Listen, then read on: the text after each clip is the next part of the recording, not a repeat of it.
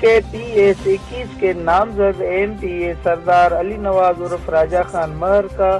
راجہ house Ghotki میں PS21 کے علاقے مکینوں سے اہم ملاقاتیں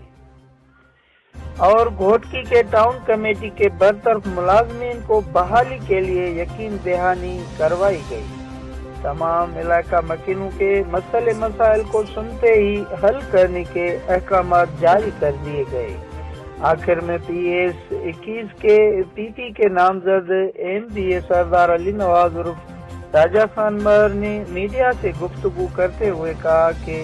ہم اپنے علاقے کے غریب عوام کے ساتھ ہیں اور کبھی بھی انہیں نا امید نہیں کریں گے اور تنہا نہیں چھوڑیں گے۔